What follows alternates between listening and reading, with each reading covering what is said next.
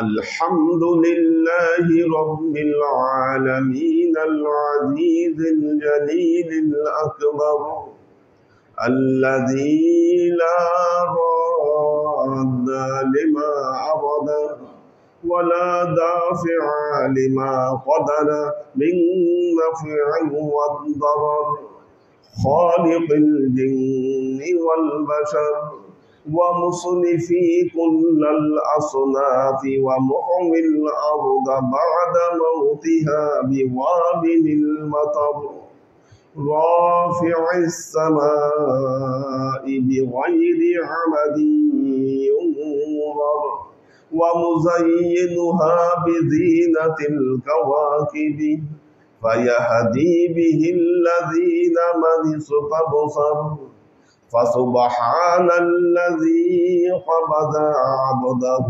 قبضين يوم القيامة فيقول لا أبالي هذه في الجنة وهذه في السقر فنشهد أن لا إله إلا الله وحده لا شريك له ونشهد أن سيدنا وسندنا ونبينا محمدا صلى الله عليه وسلم فصلى الله تعالى عليه وعلى آله وأزواجه وذريته وأهل بيته وأحبابه وأصحابه الأجمعين إلى يوم القيامة. عباد الله توبوا إلى الله وادخلوا في السلم كافة ولا تتبعوا خطوات الشيطان إنه لكم عدو مبين ولتنظر نفس ما قدمت لغد واتقوا الله إن الله خبير بما تعملون. عباد الله واعلموا قال رسول الله صلى الله عليه وسلم طلب العلم فريضة على كل مسلم وقال رسول الله صلى الله عليه وسلم من سلك طريقا أن تطلب فيه العلم فقد سلك طريقا من طرق الجنة وإن الملائكة لتضع أجنحتها رضا للطالب العلم وإن العالم يستغفر له من في السماوات ومن في الأرض والحيتان في جوف الماء وإن فضل العالم على العابد كفضل القمر في ليلة البدر على سائر الكواكب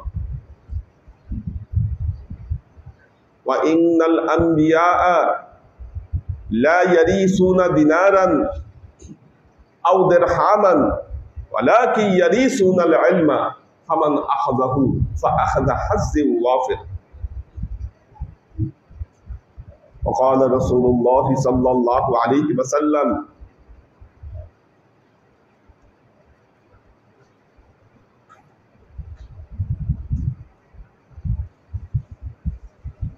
تدارس العلم ساعة من الليل خير من أحياؤها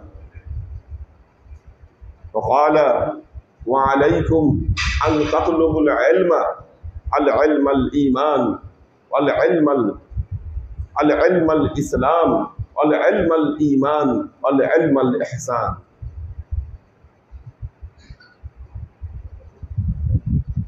وقال الله تعالى في كلامه المجيد وفرقانه الحميد يا أيها الذين آمنوا اتقوا الله حق تقاته ولا تموتن إلا وأنتم مسلمون উপস্থিত আল্লাহর আশিক ও সালেক বৃন্দ, সর্ববিধ উত্তম প্রশস্তি জ্ঞাপন করছি সে আল্লাহ পাকের নিমিত্তে, যিনি মাহে রমজানুল মোবারকের সিয়াম সাধনা শেষে আশহারুল হজ তথা হজের মাস শাওয়াল মাসে উপনীত হবার তৌফিক আমাদেরকে দান করেছেন। আল্লাহর আশিক ও সালেক বৃন্দ, আল্লাহর নবী উম্মতে মুহাম্মদীকে একটি বিষয় নিশ্চিত করেছেন, উম্মতে মুহাম্মদী কেমন হবে পৃথিবীর বুকে। আল্লাহ তাআলা কালামে পাকে তার একটা পরিচয় বর্ণনা করেছেন, তার একটা রূপ ফুটিয়ে তুলেছেন। উম্মতে মুহাম্মদী কেমন হবে বলেছেন, কুনতুম খায়রা উম্মাতিন উখরিজাত লিন-নাস তা'মুরুনা বিল মা'রুফ ওয়া তানহাউনা আনিল মুনকার ওয়া তু'মিনুনা বিল্লাহ। আল্লাহ নবী এক জায়গায় বললেন, কুনতুম খায়রা উম্মাতিন, পৃথিবীর সর্বশ্রেষ্ঠ উম্মত হচ্ছে তোমরা, উখরিজাত লিন-নাস, মানুষের কল্যাণের জন্য তোমাদেরকে সৃষ্টি করা হয়েছে। তা'মুরুনা বিল মা'রুফ ওয়া তানহাউনা আনিল মুনকার ওয়া তু'মিনুনা বিল্লাহ, তোমাদের কর্তব্য হলো মানুষকে তোমরা সৎ কাজের আদেশ করবে, অসৎ কাজ থেকে মানুষকে তোমরা বারণ করবে। তা'মুরুনা বিল মা'রুফ ওয়া তানহাউনা আনিল মুনকার ওয়া তু'মিনুনা বিল্লাহ। এটা সুইচ অফ করা, সুইচ গুলো দাও।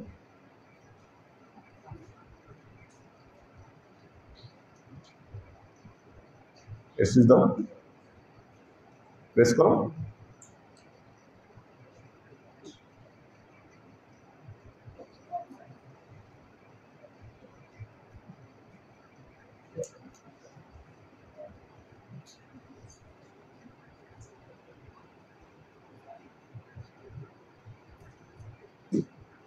যেভাবে ছিল ওইভাবেই আসছে।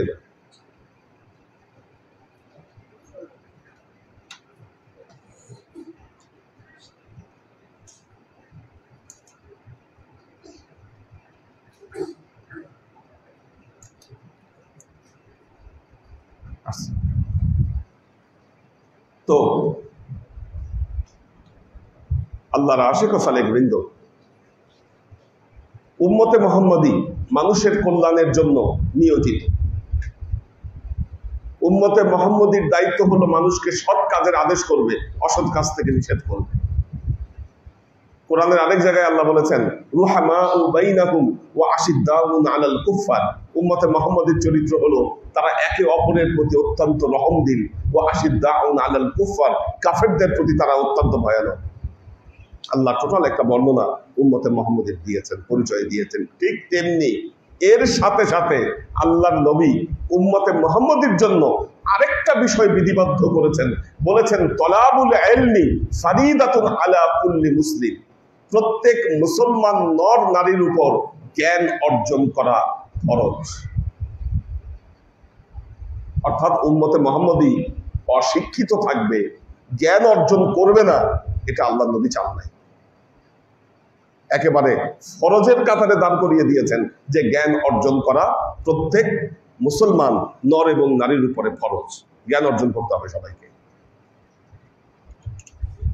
এই বিশ্বে যদি নেতৃত্ব দিতে হয় উম্মতে মুহাম্মদীকে, জ্ঞান অর্জন করা ছাড়া নেতৃত্ব দেওয়া তাদের পক্ষে সম্ভব না। আল্লাহর আশিক ও সালেক বৃন্দ, আমরা এখন নামাজ পড়তে আসছি। জুম্মার 2 রাকাত ফরজ, 2 রাকাত নামাজ পড়া ফরজ। কিন্তু এই 2 রাকাতের আগে মসজিদে ঢুকে দাখালাল মসজিদ পড়লাম, কাবলাল জুমা পড়লাম, এগুলা কি? এগুলা নফল বা সুন্নাত।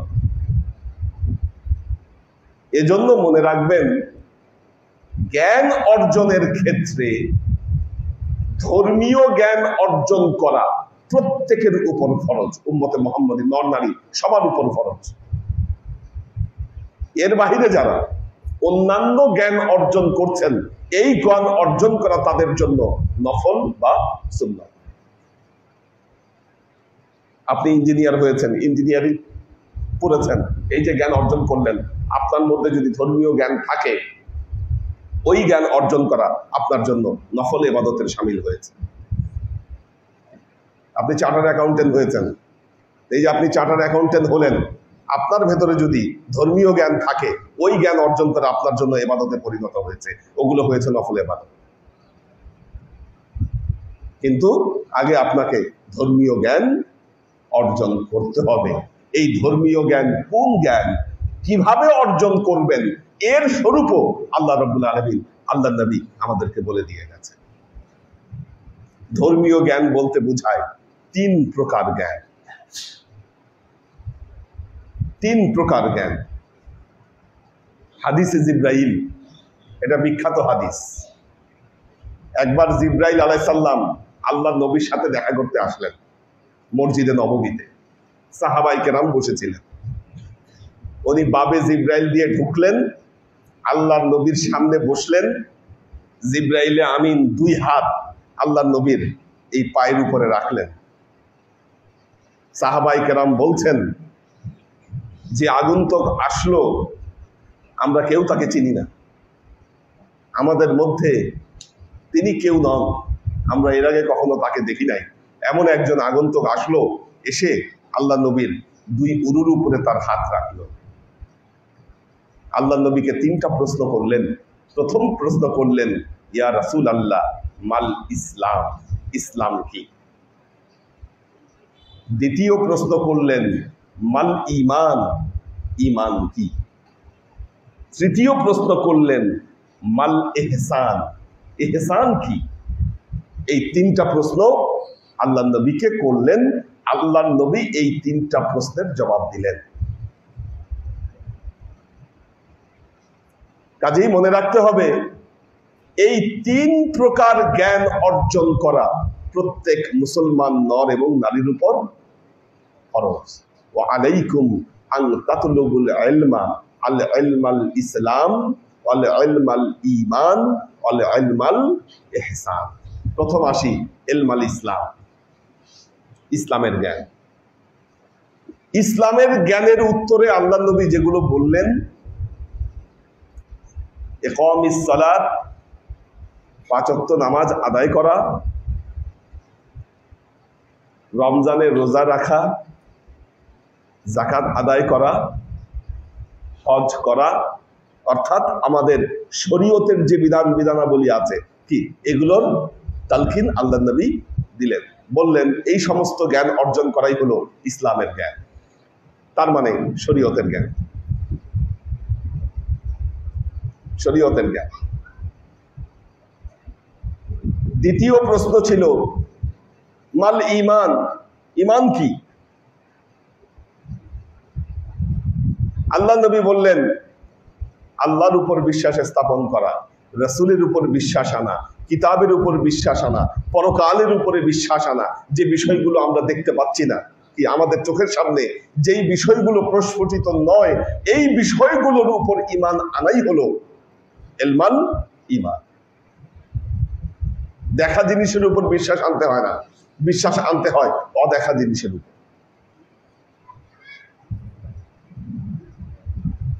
আমি বললাম, আমার এই নীল কালারের একটা চশমা আছে, এখন আপনারা দেখতেই পাচ্ছেন এই চশমা, এটার উপর বিশ্বাস কি আনবেন বলেন? বিশ্বাস আনার কিছু আছে? দেখতেই পাচ্ছেন, প্রমাণ আছে এটা।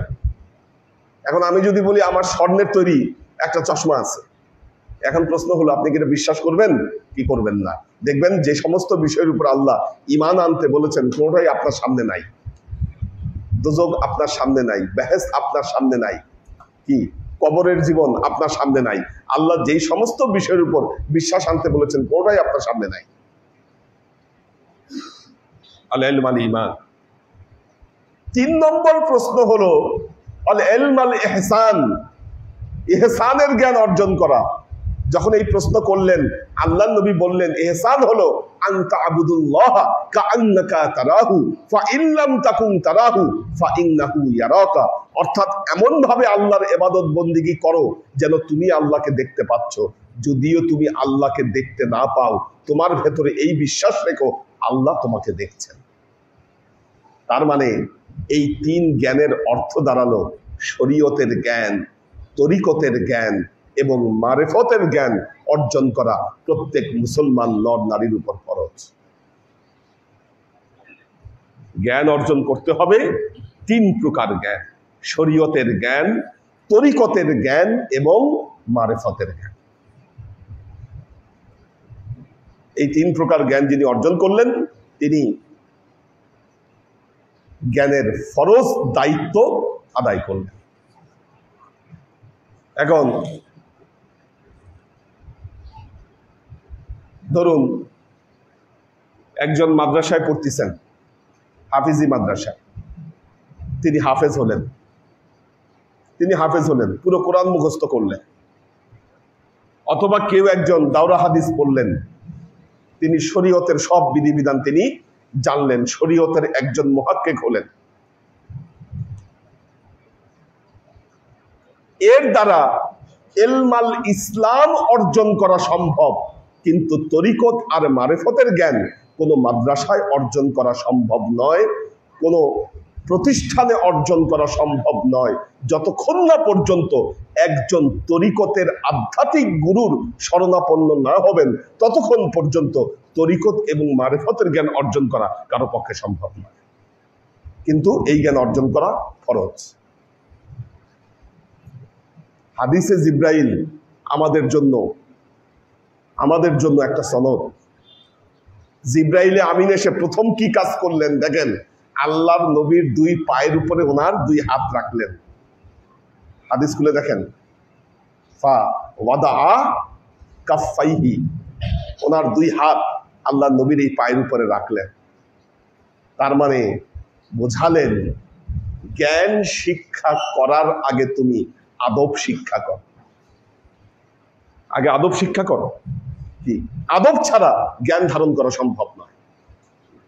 আমরা আমাদের ছোটবেলায় যখন কোনো প্রতিষ্ঠানে গিয়েছি, জ্ঞান অর্জন করতে গিয়েছি, আমাদেরকে এই তালকিন দেওয়া হয়েছে, আগে আদব শিক্ষা করো, আদব শিখো আগে, আদব ছাড়া জ্ঞান অর্জন করা সম্ভব হবে না। আজকে দেখেন এই আদব উঠে গেছে মানুষের মধ্যে থেকে, আদব নাই।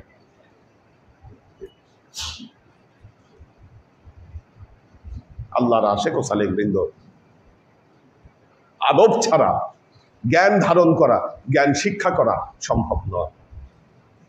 وقال رسول الله صلى الله عليه وسلم من سلك طريقا أن تطلب فيه العلم فقد سلك طريقا من طرق الجنة। আল্লাহ নবী বলছেন, মান সালাকা, যেই ব্যক্তি অবলম্বন করলো, তরিকান, একটা রাস্তা। কি আমরা যে তরিকা শব্দ বলি, এটা আল্লাহর নবীর হাদিসের শব্দ, এটা আমাদের বানানো শব্দ না। কি নবীর হাদিসে ডাইরেক্ট এই শব্দ ব্যবহার করা হয়েছে, তরিকা শব্দটা। মান সালাকা তরিকান আনু তাতলুবু ফিহাল ইলমা, যেই ব্যক্তি একটি রাস্তাকে ধারণ করলো, অবলম্বন করলো, কেন? এই রাস্তার মাধ্যমে সে জ্ঞান অর্জন করতে চায়। আল্লাহ নবী বললেন, ফাকাদ সালাকা তারিকাম মিন তুরুকিল জান্নাহ, ওই ব্যক্তি যেন জান্নাতের রাস্তাকে ধারণ করলো, অবলম্বন করলো।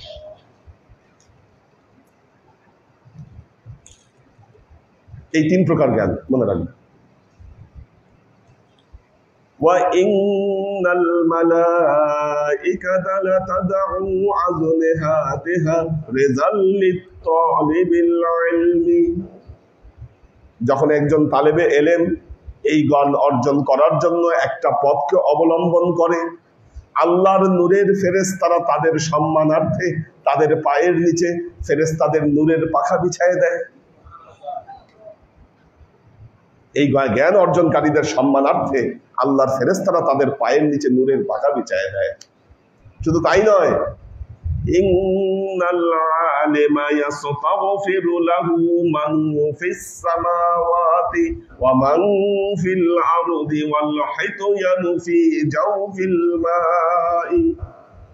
একজন আলেমের জন্য, যারা এই জ্ঞান অর্জন করে, তাদের জন্য আসমান জমিনের 18,000 মাখলুকাত আল্লাহর দরবারে ক্ষমা প্রার্থনা করে। এমনকি পানির ভেতরে থাকা জলজ প্রাণীরাও তাদের জন্য আল্লাহর দরবারে ক্ষমা প্রার্থনা করে। কি আপনাদেরকে যে ক্লাস করতে বলা হয়, ক্লাসের গুরুত্ব হলো এই, আপনি যতদিন ক্লাস করছেন আপনি তালেবে এলেম, মনে রাখবেন, তালেবে এলেম। আপনি ক্ষমা প্রার্থনা করে আল্লাহর দরবারে। আল্লাহ নবী বলছেন একজন আবেদ সে খালি ইবাদত বন্দেগী করে, কি নামাজ আদায় করে, এবাদত যা আছে তসবি তাহালিল কোরআন তেলাওয়াত সবকিছু করতেছে, কিন্তু সে জ্ঞান অর্জন করে না, তরিকতের ক্লাস করে না, সে খুব আবেদ, তাই ইবাদত বন্দেগী তার সব ঠিক আছে। আল্লাহ নবী বলতেছেন ইন্না ফাদলাল আলিম আলাল আবিদি কাফাদলাল কমারি ফি লাইলাতিল বাদরি আলা সাইরিল কাওয়াকিব। একজন আবেদের উপর একজন আলেমের সম্মান পূর্ণিমার রাতে সমস্ত তারার উপর যেমন চাঁদের মর্যাদা বেশি, ঠিক তেমনি লক্ষ আবেদের চাইতে একজন আলেমের মর্যাদা সেই রকম বেশি। ইন্নাল আম্বিয়া লা ইয়ারিসুনা দিনারান আও দিরহামান। আল্লাহর নবী বলতেছেন নবীরা তাদের ওয়ারিসি সম্পত্তি হিসাবে কোনো দিনার রেখে যান নাই, কোনো দিরহাম রেখে যান নাই। একমাত্র যেই জিনিস রেখে গিয়েছেন সেটা হলো এই 3 প্রকার এলেম। আল্লাহ নবী বলছেন আমরা নবীরা আমাদের ওয়ারিসি সম্পত্তি হিসাবে দিনার, দিরহাম, জায়গা জমি এগুলা কোনো কিছু রেখে যাচ্ছি না, রেখে যাচ্ছি এই 3 প্রকার এলেম। ফামান আখাযাহু ফাআখাযা হাজ্জি ওয়াফিরিন। যেই ব্যক্তি এই এলেমকে অর্জন করলো সে পৃথিবীর সবচাইতে মূল্যবান বস্তুকে অর্জন করলো, সবচাইতে মূল্যবান বস্তু অর্জন করতে পারে। কাজী আল্লাহর আশিক ও সালেক বৃন্দ মনে রাখবেন এই এলেম হলো নিয়ামত। শরীয়ত, তরিকত এবং মারিফতের এলেম এটা আল্লাহ কর্তৃক প্রদত্ত বান্দার জন্য নিয়ামত, এটা নবীর ওয়ারিসি সম্পত্তি। এর চাইতে মূল্যবান বস্তু পৃথিবীতে আর অন্য কোনো কিছু হতে পারে না। আল্লাহ আমাদেরকে তৌফিক দান করুন। বারাকাল্লাহু লানা ওয়া লাকুম ফিল কুরআনিল আযীম ওয়া নাফা'ানা ওয়া ইয়্যাকুম লা আয়াতি ওয়া যিকরিল হাকীম ইন্নাহু তাআলা জাওয়াদুন কারীমুন মালিকুন রাউফুর রহিম।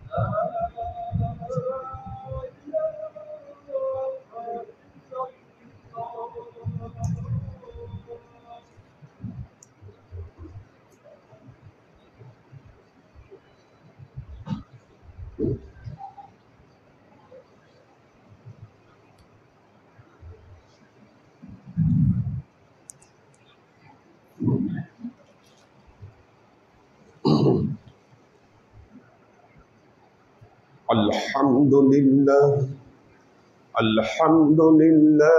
رب العالمين العزيز الجليل الأكبر الذي لا راد لما عرضه ولا دافع لما قدر من نفع والضرر خالق الجن والبشر ومصنفي كل الأصناف ومحوي الأرض بعد موتها بوابل المطر رافع السماء بغير عمد ينظر ومزينها بزينة الكواكب فيهدي به الذين من استبصر وهو رب رضي على قوم أساءوا ثم أحسنوا وغضب على قوم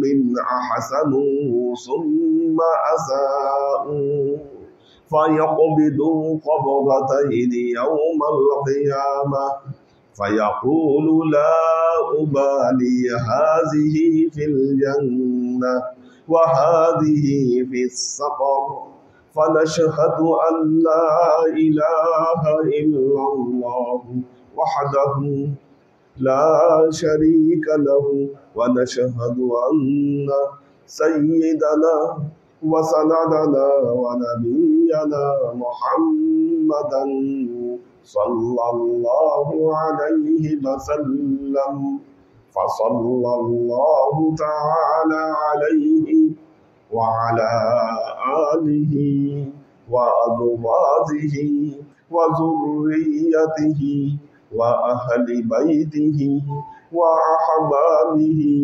وأصحابه الأجمعين إلى يوم القيامة. أما بعد عباد الله توبوا إلى الله وادخلوا في السلم كافة ولا تتبعوا خطوات الشيطان إنه لكم عدو مبين ولتنظر نفس ما قدمت لغد واتقوا الله إن الله خبير بما تعملون. عباد الله واعلموا وعليكم أن تطلبوا العلم الإسلام والعلم الإيمان والعلم الإحسان. عباد الله فاتعظوا بنصيحتي كما أخبركم الآن بخطبتي. بارك الله لنا ولكم في القرآن العظيم ونفعنا وإياكم الآيات والذكر الحكيم إنه تعالى جواد كريم مالك بالرؤوف الرحيم.